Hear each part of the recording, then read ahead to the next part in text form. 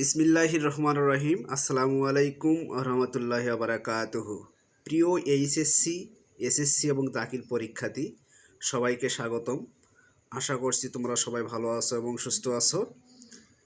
তোমরা অনেকেই পরীক্ষাতে এসে মুখস্থ করা নিয়ে ভয় পাও এবং এসে কিভাবে লিখতে হয়, একটি এসে দিয়ে যেন বিভিন্ন রকমের এসে লেখা যায়, তোমরা সেটাই সবাই চিন্তা ভাবনা করো।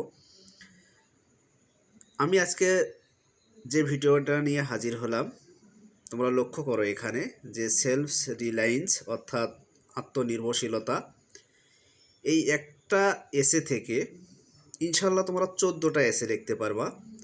তোমরা লক্ষ্য করো এখানে যে একটা এসে যদি তোমরা সুন্দরভাবে মনোযোগ সহকারে পড়ে মুখস্থ করতে পারো, তোমরা অবশ্যই এই 14টা এসের মধ্যে যে কোনো একটা এসে পরীক্ষাতে আসলে তোমরা সহজেই সেই এসেটা লিখতে পারবা ইনশাল্লাহ। তোমরা লক্ষ্য করো এখানে যে এই এসেটা দিয়ে সেলফ রিলায়েন্স, এই এসেটা দিয়ে তোমরা এখানে 14টি এসে লিখতে পারবা। তোমরা লক্ষ্য করো এখানে একটা জিনিস তোমরা লক্ষ্য করো, বিশেষ দ্রষ্টব্য দেওয়া আছে। মাত্র একটি এসে মুখস্থ করে উপরে 14টি এসে লেখা সম্ভব হবে, কেননা উল্লেখিত সবগুলো এসে একই অর্থ বহন করে। এনই, তোমরা লক্ষ্য করো এনই এর স্থলে কি বসাতে হবে? Name of the essay.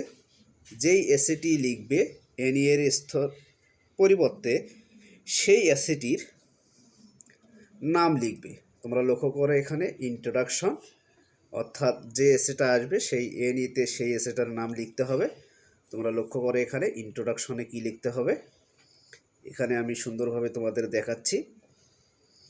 তোমরা লক্ষ্য করো এখানে এটি তোমরা যারা এসএসসি এবং দাখিল পরীক্ষা এবং এইচএসসি পরীক্ষা দিবা এবং আলিম পরীক্ষা যারা দিবা তাদের জন্য এই এসেটা খুবই গুরুত্বপূর্ণ, কেননা এই এসেটা দিয়ে তোমরা যে কোনো পরীক্ষাতেই এই এসেগুলোর যে কোনো একটি এসে আসলে লিখতে পারবা।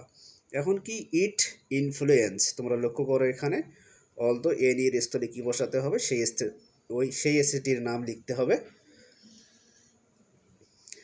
তোমরা লক্ষ্য করো এখানে ইটস নেসেসিটি, এর স্থলে ওই নামটি দিতে হবে, ওই এসিটি যে এসিটি আসবে আমি দেখাচ্ছি। তোমরা লক্ষ্য করো এখানে প্রতিটা প্যারায় আমি এখানে ভিডিও করে দেখাচ্ছি।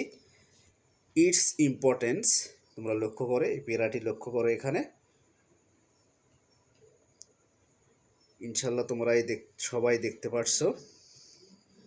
এখন তোমরা লক্ষ্য করো এখানে যে কনক্লুশন অর্থাৎ উপসংহারে তোমরা লক্ষ্য করো এন এর স্থলে ওই অ্যাসেটির নাম লিখতে হবে। তোমরা লক্ষ্য করো এখানে, তোমরা লক্ষ্য করো নিশ্চয়ই ইনশাল্লাহ তোমরা এই অ্যাসেটি সবাই পরীক্ষার হলে গিয়ে মুখস্থ রেখে সবাই যেন সুষ্ঠু সুন্দরভাবে সমাধান করতে পারো, আমি এই কামনাই করি। এবং তোমরা এই এসেটা লিখে যেন একটা ভালো ফলাফল করতে পারো, আল্লাহর কাছে এই কামনাই করি। সর্বশেষ কথা হচ্ছে, আমার এই ভিডিওটা দিয়ে যদি তোমাদের কিঞ্চিত পরিমাণ কোনো উপকারে আসে, তোমরা অবশ্যই আমার এই চ্যানেলটাকে লাইক, কমেন্ট এবং সাবস্ক্রাইব করবা। তোমরা সবাই ভালো থাকো, সুস্থ থাকো। আল্লাহ হাফেজ।